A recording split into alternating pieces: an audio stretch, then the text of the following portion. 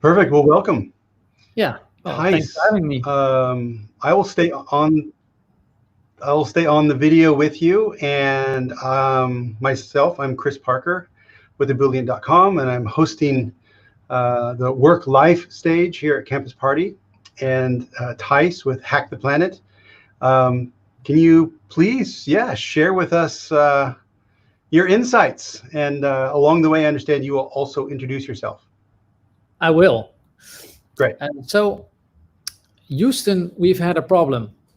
And don't worry, Chris, the video is still running. But I want to take you out of space. These were the famous words spoken by John, an astronaut on the Apollo 13 mission, the third mission to the moon, actually. And what just happened is they heard a loud explosion in their spacecraft. And this is not a good thing if you're in outer space, right? Yeah. So they were really worried about this. They heard the loud explosion. They contacted Houston. And after some time, they figured out what was going wrong. One of the liquid oxygen tanks had exploded. It blew a huge hole at the side of the aircraft. And basically, this liquid oxygen was washing out into outer space. But this is the most precious resource on the ship. It's it's the air they breathe, it's their fuel, it's their everything, basically.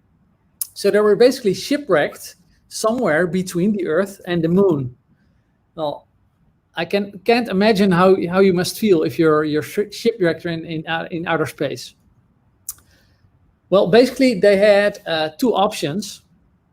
They could either turn their ship around and fly back to the Earth, or they could slingshot across the moon and go back in that way. And they were turning around and going back was definitely the shortest route, but the way they were scared to do so because they were worried that if they would fire their main engine, and they would need to do this to go back because they were on a huge velocity towards the moon. They were worried that their spaceship would explode if they started the main engines. So they decided to actually slingshot across the moon, around the moon, and use the moon's gravity to pull them back to Earth. And this way, they would not need to fire their main engine. But like I said, like their main resource of fuel and air was running out. So they decided to shut down the whole spacecraft. So they shut down the climate control and the service module and stuff like that. And they decided to use the lunar module that was actually made to land on the moon. They used that as a lifeboat. So they used the systems of the lunar module to stay alive, basically, shut down all the systems so they could actually land on Earth again safely. But somewhere along the way, a new problem occurred because a warning light came on. And this warning light said that their CO2 levels inside the spacecraft were getting dangerously high. Yeah. And why was this? This was because they were using the lunar module as a lifeboat, but the lunar module was designed to fit 2 people for 2 days for the moon landing. But they were with 3 people, and the trip back lasted 4 days. So obviously there weren't enough CO2 scrubbers in the aircraft to clean the air. So this was a problem, and they would soon die if this problem wasn't fixed. And again, they contacted the Space Center in the Houston Space Center, and together with the team on the ground, they came up with a solution. They looked at what stuff do we have on board and how can we fix this problem. Because the surface module in the spacecraft, it had plenty enough CO2 filters. But these things, they were square, and the filters in the moonlander were round. So I can imagine this was pretty frustrating for astronauts, that you're like haunted with childhood frustration of fitting a square thing around hole, and then you're in outer space and you're faced with this issue. Anyway, they managed to fix this problem by just using stuff they had on board. So they used the hose from a spacesuit. They actually used the cover of the space flight manual. They used some duct tape, and they managed to create some kind of adapter to fit the square CO2 filter into the round hole in the lunar module. One of the astronauts actually had to fit his socks inside a hole to make it airtight. Oh, did that cause a different issue in the air? Sorry? Did that cause a different issue with the air quality? Or I can imagine, but I can tell you they did not have sweaty feet, because it was really cold inside the aircraft, because it was around freezing. So that's, in my opinion, an amazing story of how they managed to basically use what they had and fix a life-threatening issue with just the stuff they had readily available. And they made it back to Earth safely. Luckily, they landed, so all was good.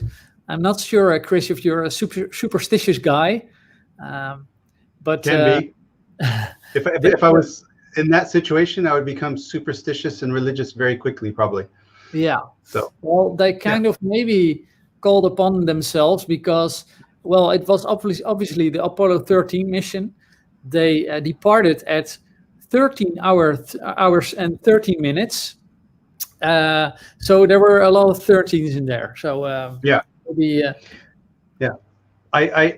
I don't know the story nearly as much as you do, but I also and I'm sorry if you're already going this way in your talk, but what I seem to remember is, in order for them to find that solution, they actually put all the stuff back on Earth. They put all the stuff that was in the module in a box, and put people in a room and saying, solve this.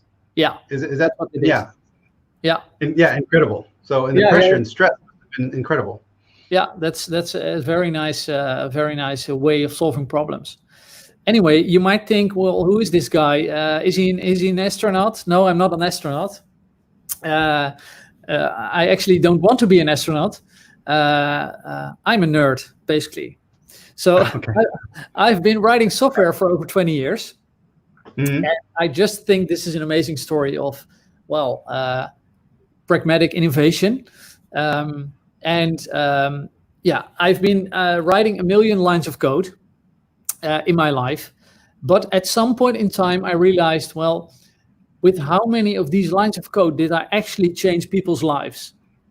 And this was kind of a turning point for me, because this made me focus on helping people use technology to actually solve their problems, and realize that technology is just a means to an end and not the goal itself, which more often than not is the case. So that's my focus in life, and that's how I look at technology. I want to solve real problems using tech, basically. Right now, I work at a company called Q42 in the Netherlands. And at Q42, we do all kinds of commercial projects. We build apps, websites, all kinds of stuff. But within Q42, me and my colleague Tim are running a small department called Hack the Planet. And at this department, Tim and I get to spend our time on using our technical skills for making the world a better place. And cool. I'm really, really lucky that I get to do this work. So I love this. And can I ask, what does the 42 come from? I hope I know where it comes from. I hope it's the answer to life. I hope it's the answer to life, the universe, and everything, because that's the only place it could come from. So maybe you're a bit of a nerd as well, Chris, because this is indeed like a geeky reference from the Hitchhiker's Guide to the Galaxy. Yeah. And is the Q mean question then? Yeah. Wow, we love it. Deep shit. So it is, right? Back to Hack the Planet. Lovely. Yeah. Okay. Yeah. So I want to take you a lot closer than outer space. This time we're going to Indonesia, Sumatra, and this is basically where Hack the Planet found its roots. There we were talking to Greenpeace because in Indonesia, Sumatra, there are huge forest fires. And I'm talking about 4 years ago. Sadly, these forest fires are still going on. And these are mainly caused by palm oil industry. And this is a big deal. Of course, it's really sad that these forests are disappearing, but also it's really bad for wildlife. And thousands of people are dying from these fires every year, either in the fires or because of all the pollution. And we were talking to Greenpeace, and they were basically trying to monitor these fires, and they wanted eyes in the sky. So what they had done is they had built a military-grade drone to fly and have these eyes in the sky. But what happens eventually when you fly a drone? Can you guess it? No. Crashes? I don't know. That Runs out of energy, probably. at some point in time, you crash the thing. So that's what happened to Greenpeace as well. But this drone, it cost almost 50,000 euros. So wow. It crashed, and they were really, bummed about it, and thought, well, this is something we're never going to do again. Yeah. And we heard the story, and we thought, well, what can we do about this? And what we basically did is we went into a hobby shop. We bought a drone. We took a Raspberry Pi, some duct tape. We put this thing together. We took some open source flight controller software and some sensors, cameras, and stuff like that. We hooked it all up, and we built an autonomous flying drone that could stay in the air for 1.5 hours for a couple of hundred euros. And this was really an eye opener for us. And we thought, well, if we can do this, what else can we do? And then you sold it back to them for 50,000? That's quite a profit. No, of course not. Sorry. Okay. No, that's not how we work. All right. So from that point on, we have been doing a lot of different projects. For instance, we have also shot virtual reality. Yeah. Can I go back into the anti-poaching drone? Did they deploy it, like many of them, and is it working to help? This drone was not for anti-poaching, but it was actually for monitoring forest fires. And yes, they did use it. I'm not sure if they're still using it. Yeah. Okay, but I'm sure it helped them take the next step they needed to. So great story.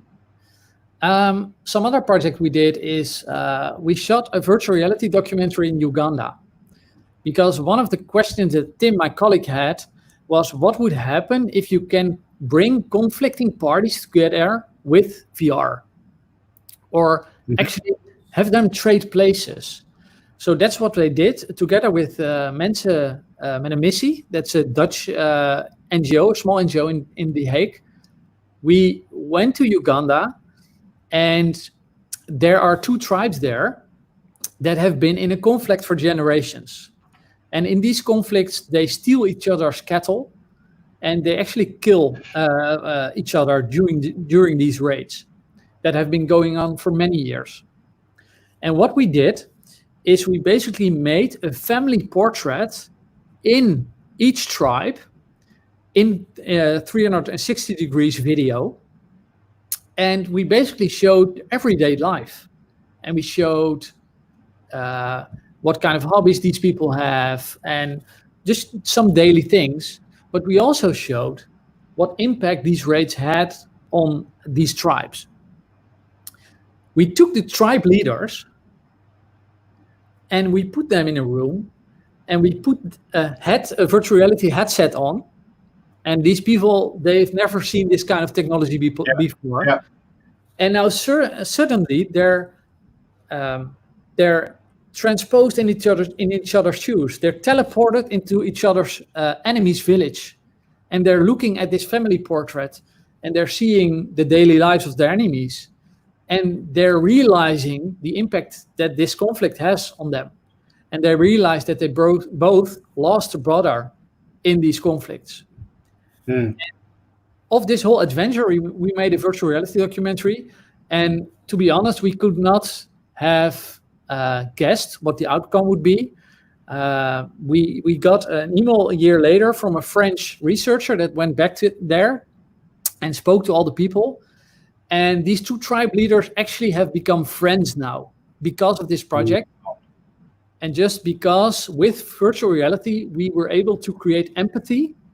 And they thought, well, what we're doing doesn't make sense. So let's just stop it and bury the hatchet. And now they're friends, and there's now peace in this region. So that's really cool. That's incredible. So is that repeatable, do you think? Can we do that at a global scale, please? Good question. We've been joking about putting a virtual reality headset on some of the world leaders. What would happen then? Yeah. I'll let you fill that in yourself. So that might be a good... I don't think I want to see some of that. But anyway, and definitely, yes, we would love to make a sequel to this virtual reality documentary and try to repeat this success, basically. But, we're still looking for funding for that. So if you know anybody, then let me know. So let me dive into that, because we're on a platform, and so what kind of funding are you looking for, and for what objective? Just to help, so people are a funder out there, so they can orient and say, this is for me or not. Yeah, so we're looking to make a sequel to Meet the Soldier. It's called Message of Peace.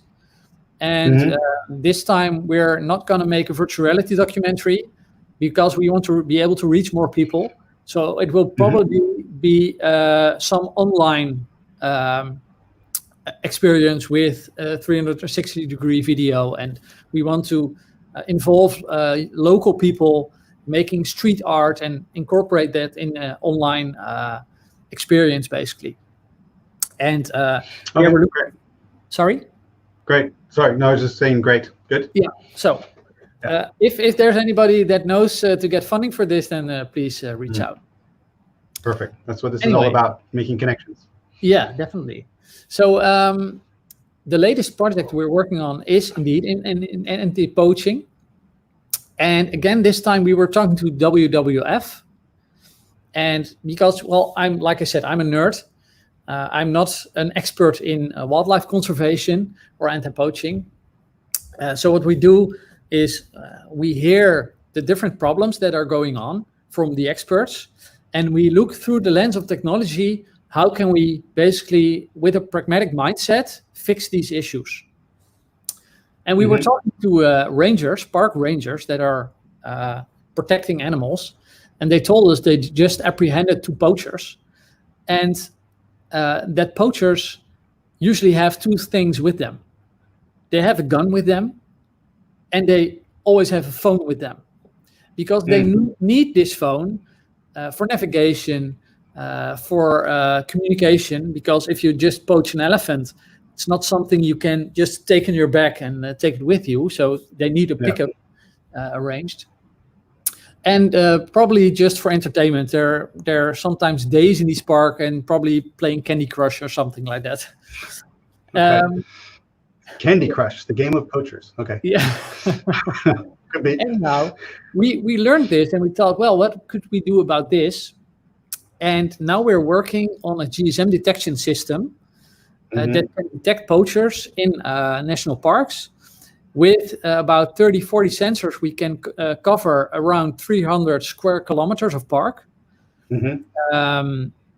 I won't go into a lot of technical details on how the system works, but we're basically really with a pragmatic approach trying to develop this, roll it out, test the prototype, and see if we can provide rangers with valuable data and input to better focus their efforts. Yeah, I'm curious why. I was hoping you were going to go this way when you said the story. Why do you have to put your own sensors up and not just piggyback on the network provider? Yeah, because the network in these areas is usually very bad or non-existent. Yeah. Additionally, it's not always allowed for these parties that we're working with, like African parks, to basically get this information. Okay. So they might not even have coverage then, but you're still able to triangulate. So yeah. So even if there's no coverage, these poachers still have their phones with them, and then we're even able to detect the phone signals and triangulate their position. Yeah. And our system works with satellite uplink, so it communicates satellite, and then it pings a ranger. And if a ranger sees cell phone activity in a park where there shouldn't be any people, especially when it's, for example, at night, then they probably know that it's not good, and that really gives them the tools to go to a very specific area and check it out. Because you have to imagine these parks are huge. There's huge areas that they have to protect with just a handful of rangers. Well, I guess you could also combine that with your forest fire fighting drone. And if you had a couple drone stations, then you could deploy those automatically, that if it detects I'm just into using data to automate everything. So if you can, if you can somehow define the pattern of a suspicious GSM signal and then deploy, a drone to be there to snap a photo, and then I'm just having fun with these projects you're working on. It's great. Yeah. I'm just so jealous. You do this for work. Outstanding. Yeah, it's really cool. Drones is something that's really hard to deploy and really expensive. We learned, especially in these large areas. But still, we did stumble upon a different project, because these rangers often use camera traps. These are cameras that they tie to a tree, and then when an animal or a human passes by, it takes a picture and it stores it on an SD card. And these rangers have to collect these SD cards every now and then they can see, well, there was a human here 3 weeks ago. And we thought, well, not so good, right? So we thought, well, what can we do about this?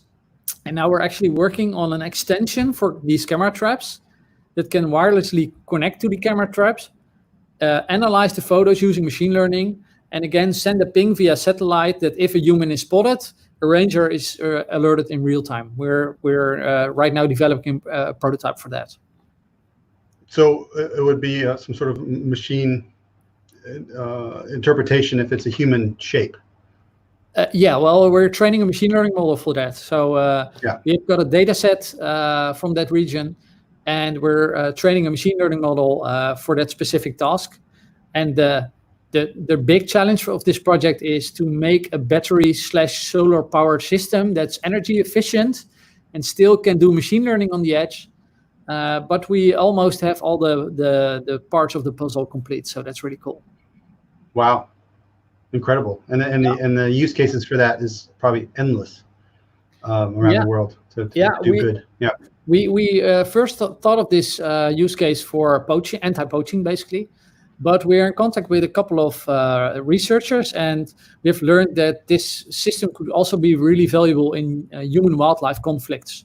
So, for instance, elephants are more and more coming into villagers, trashing farmers' land, or lions eating cattle.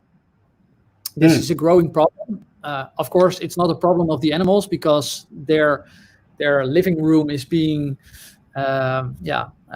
is not so big anymore because of humans.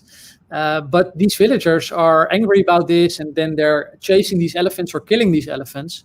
And with such a system, again, rangers can either alert villagers or intervene before it's too late.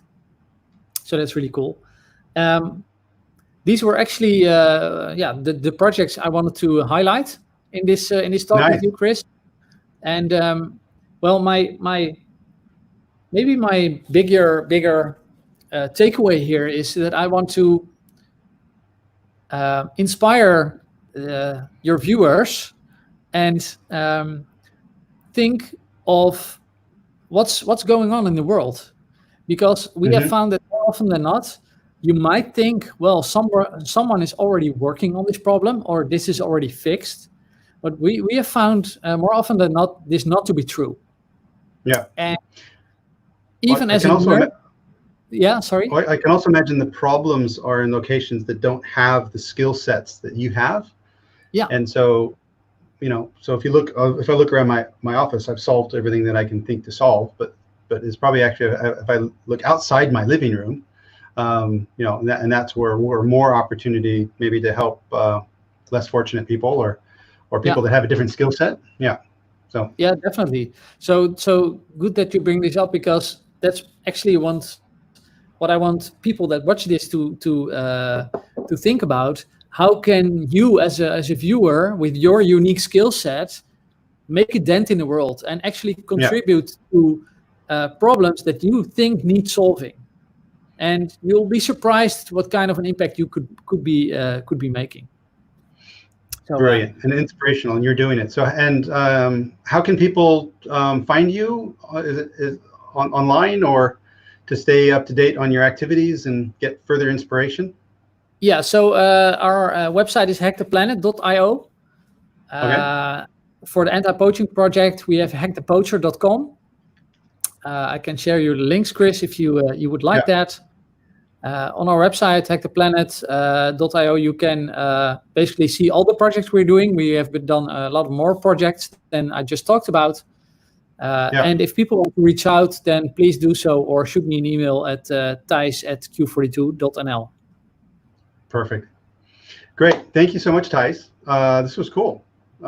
Inspirational as well. I'm really appreciative of your time and everything you're doing. So keep us posted. Any last comment before we close? No, I don't have any last comments. Lovely. Great. Thijs, thank you so much for joining, and keep hacking the planet. We need it. Thank you, Chris. All right. Bye-bye. Bye-bye.